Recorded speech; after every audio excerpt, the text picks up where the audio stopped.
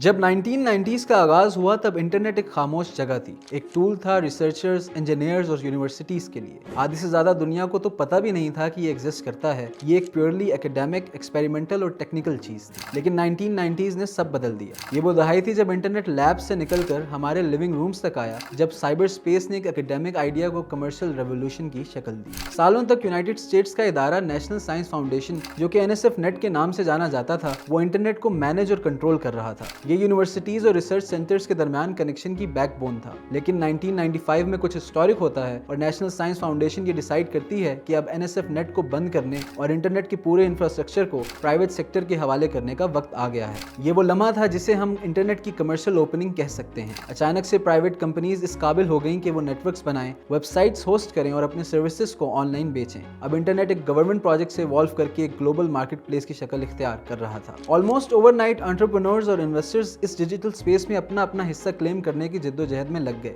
इन्होंने domains register करना शुरू कर दी, स्टार्टअप्स लॉन्च किए और अपने revolutionary ideas, online shopping, digital banking और ऑनलाइन न्यूज इन्वेस्टर्स को पिच किए। याहू, नेटस्केप, अमेजॉन, ईबे जैसे नाम मैगजीन कवर्स पर नजर आने लगे और इन्वेस्टर्स ने इन कंपनीज में खुलकर पैसा लगाया। अचानक से नौजवानों ने एक आइडिया और वेबसाइट की मदद से मिलियंस ऑफ डॉलर्स रेस करना शुरू कर दिया। उस वक्त मीडिया ने इसे .com बूम का नाम दिया। हर कोई इसको लेकर बहुत एक्साइटेड था और कुछ लम्हों के लिए तो लग रहा था कि ये अनस्टॉपेबल है। हर नई कंपनी हर इंडस्ट्री को री इन्वेंट करने का दावा कर रही थी। बुक्स से लेकर ग्रोसरीज तक, ट्रैवल हो या एंटरटेनमेंट, हर कोई ऑप्टिमिस्टिक था कि ये टेक्नोलॉजी हर चीज़ पॉसिबल कर सकती है। हर न्यू कंपनी अपने एक बबल में थी कि हम दुनिया बदल देंगे, लेकिन उनके पास कोई प्लान नहीं था इन आइडियाज़ को एग्जीक्यूट करने के लिए। लाखों डॉलर मार्केटिंग पर लगा कर भी ये कंपनीज $1 भी प्रॉफिट नहीं कमा सकी और फाइनली अर्ली 2000s में ये बबल फूट जाता है और बैंकरप्सीज और ले-ऑफ्स की लाइन लग जाती है। इस सारे केओस में अमेजॉन, ईबे और गूगल जैसी कंपनी सर्वाइव कर पाती हैं और यही वो कंपनीज थी जिन्होंने नेक्स्ट जनरेशन ऑफ इंटरनेट को